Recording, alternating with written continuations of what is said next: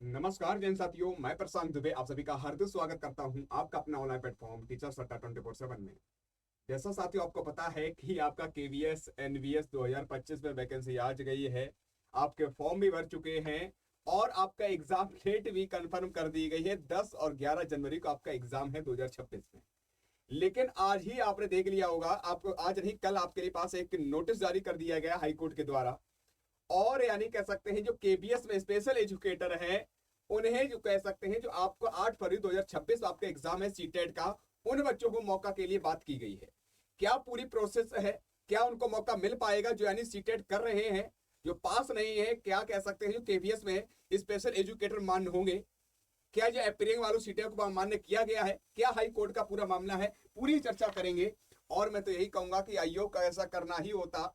Form जब भरवाए गए थे सीबीएसई द्वारा तो एक बार ध्यान देना चाहिए था कि भैया अपेयरिंग वालों को मौका दे दिया जाए, लेकिन नहीं दिया गया है। अब साथियों कुछ भी कर लो, अगर आज देखा जाए आज आपकी हो गई 24 दिसंबर, 10 और 11 जनवरी का आपका एग्जाम है। आप समझ सकते हो कितना आपका समय बचा है।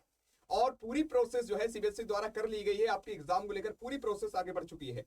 तो मैं सारी चर्चा करूंगा, क्या प्रक्रिया आप देख रहे होगे। यहां पर अगर बात करते हैं मान्य को लेकर कहा गया है और कोर्ट का क्या ऑर्डर आया है, इस पर चर्चा कर लेते हैं।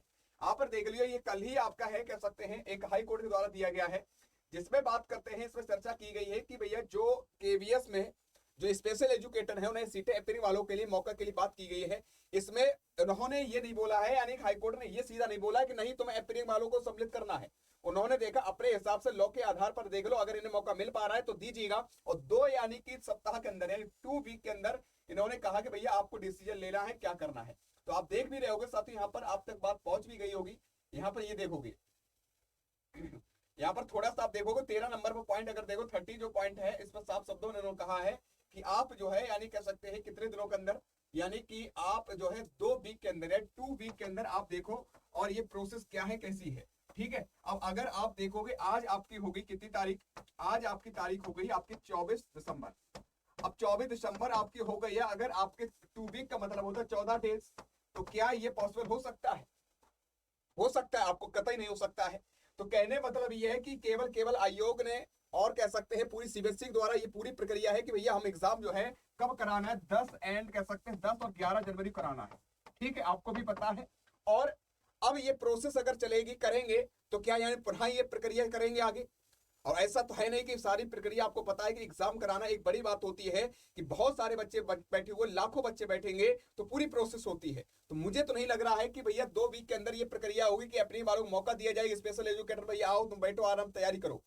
ठीक है ना। तो मैं तो यही कहूंगा साथियों आप सभी से, जितने मेरे प्यारे भाई बहन हैं, साथी सहयोगी हैं, कि आप जो साथी हैं तैयारी कर रहे हैं कर रही हैं, तो आपके दिमाग में ये मत लाना कि 10 और कह सकते हैं 11 जनवरी जो आपका एग्जाम है ये डेट आपकी बढ़ेगी। मुझे नहीं लगता है, 99% आपका कह सकते हैं ये एग्जाम 10 और 11 को ही वो करवाएंगे। तो इसलिए जो साथी सहयोगी ये मत सोचना कि सर यानी कैसे हो सकता है डेट बढ़ेगी, कोर्ट का ऑर्डर है। कोर्ट ऑर्डर नहीं दिया, कोर्ट ने ये बोला है कि भैया आप अपनी शर्त देख लो, अगर है, अगर इनके लायक व्यवस्था बन नहीं है, अगर हो सकता है तो अपने लॉ के आधार पर देखो, इन्हें अगर इंक्लूड किया जा सकता है कर सकते हो। ठीक है ना, कोई जोर जबरदस्ती नहीं किया, ऐसा नहीं कि हमने ऑर्डर दिया है कि भैया इन्हें करना पड़ेगा। ठीक है ना, तो आप भी देख रहे हो कि इसलिए मैं कहना चाहता हूं ये पूरी प्रोसेस है, अपनी तैयारी बढ़िया करो। और अगर आपने देखा 15 नंबर पर आप पढ़ भी सकते हो, यहाँ पर दे भी रखा है, कोई ऑर्डर की बात नहीं की गई है, अपने हिसाब से यानी कह सकते हैं कहा गया, ये देखिएगा सब यहाँ पर दे भी रखा है, यहाँ पर दे रखा है कह सकते हैं according we make it clear मिर्चे that we have not detected the respondent मिर्चे number 4 KVS to take a decision in matter one way on the order sorry other the यानी decision is being left to be taken by respondent number 4 KVS in यानी कह सकते accordance with law, यानी law के आधार पर देख लो भैया, ये जरूरी है कि हम तुम्हें ऑर्डर ही दे रहे हैं। ठीक है, तो कहने मतलब ये है कि आप सभी से मैं इतना ही कहूंगा कि जो होना था वो हो ही चुका है। जो भी साथी सब, मैं मानता हूं कि कुछ बच्चों को मौका नहीं मिल पाया है, ये बहुत गलत बात है। सीबीएसई द्वारा आपको पता है कि सीबीएसई जो है सीटेट एग्जाम जो है 2 बार करवाती है साल में। कितने बार कराती है सीटेट? 2 बार करवाती है। और इस बार केवल कह सकते 1 बार करवा पा रही है। क्या ये जुलाई वाला सीटेट हो जाता तो ये लाखों बच्चे जो बाहर हो रहे हैं इन्हें मौका मिल जाता? उन्हें नहीं करना था। और ये बहुत गलत है कि अगर बच्चा एलिजिबल है, योग्य है, सारी योग्यताएं हैं उसके पास, तो आयोग की तरफ से थोड़े कह सकते समस्या थी। अगर आपने एग्जाम नहीं करवा पाया था तो क्या आप एप्रिल वालों को मौका नहीं दे सकते थे? आप दे सकते थे लेकिन आपने नहीं दिया, बहुत गलत है। जो भी हो, मैं तो यही कहूंगा बच्चों के हित के लिए होना चाहिए। अब क्या ही हित होने के लिए होना चाहिए, 10 और 11 जनवरी आपने एग्जाम की डेट क्लियर कर दी, सारी चीजें करी, अब क्या हो ही सकता है। ठीक है ना। तो बात बाकी जितने भी साथी सहयोगी, आप परेशान ना होना है, ये मत सोचना कि एग्जाम डेट बढ़ेगी, मुझे तो नहीं लग रहा एग्जाम डेट बढ़ेगी।